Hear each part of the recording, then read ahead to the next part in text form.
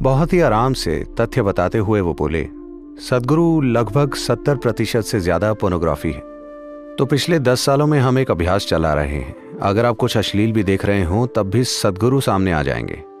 Inner engineering. हमारे पास संवाद के जो भी माध्यम हैं उनका इस्तेमाल इंसानों को रूपांतरित करने के लिए जरूर किया जाना चाहिए।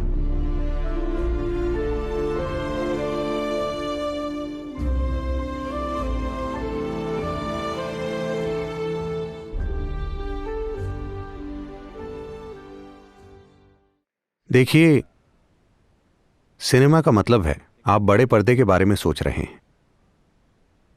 ऐसा नहीं है कि वो एक संभावना नहीं है, पर प्रश्न ये है कि उसे जाकर देखेगा कौन। उसे व्यावसायिक रूप से सफल भी होना चाहिए। व्यावसायिक सफलता मतलब लोगों ने उसे देखा, ठीक है। एक बार ऐसा हुआ, ये 9-10 साल पुरानी बात है। मैं अमेरिका में था और एक व्यक्ति से बात कर रहा था जो एक विशेषज्ञ हैं इंटरनेट वगैरह के। मैं खुद कभी इंटरनेट पर जाकर कुछ सर्च नहीं करता, मेरे पास उन चीज़ों के लिए समय नहीं होता।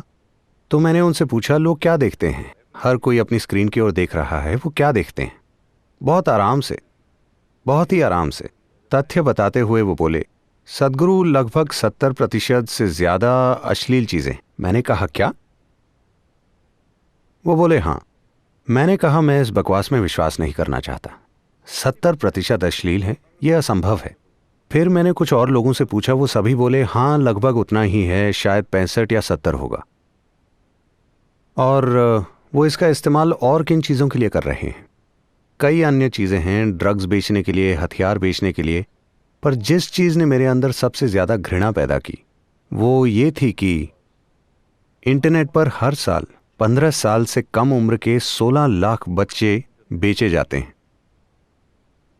जब हम अपने बच्चों को बेचने लगे तो मनुष्यों के रूप में हम सबसे निचले स्तर पर गिर चुके हैं। इससे ज़्यादा नीचे नहीं गिरा जा सकता।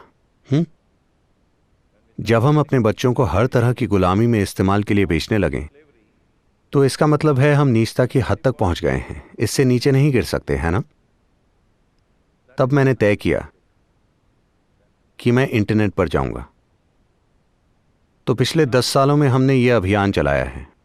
आप में से कई लोग जो ऊंचाई पर बैठे हैं,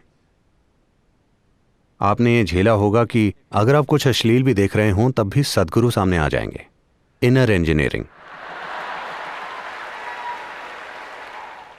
मैं ये थोड़े आनंद से कह रहा हूं क्योंकि जब इतनी जबरदस्त तकनीक हमारे लिए उपलब्ध है तो क्या हमें ये करना चाहिए? देखिए, इस धरती पर कई महान प्राणी आए हैं, लेकिन जब वो आए और उन्होंने कुछ कहा तो मुश्किल से 10 लोगों ने सुना। उन 10 लोगों ने उसे हर तरह के रूप दे दिए। आज पहली बार आप यहां बैठ सकते हैं और पूरी दुनिया से बात कर सकते हैं। जब हमारे हाथ में ऐसा साधन है, अगर हम मानवता को अभी रूपांतरित नहीं करते तो इसका मतलब है हमारा ऐसा कोई इरादा ही नहीं है ना? तो आपका सवाल बिल्कुल जायज है, लेकिन क्या हमारे नेचुरल स्टार अध्यात्म पर एक फिल्म बनाएंगे? बायोपिक सदगुरु।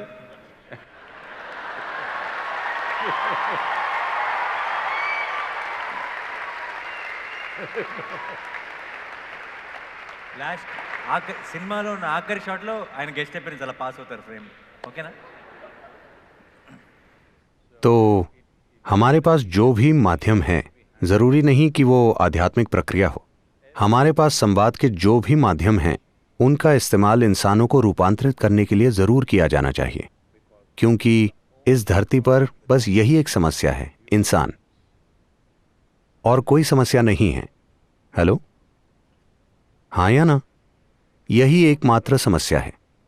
तो जब आज संवाद का इतना शक्तिशाली माध्यम मौजूद है, ऐसी तकनीक उपलब्ध है जिससे हर इंसान तक पहुंचा जा सकता है, चाहे वो दुनिया के किसी भी हिस्से में हो, जब ये संभावना मौजूद है तो मानवता को रूपांतरित करने का यही समय है।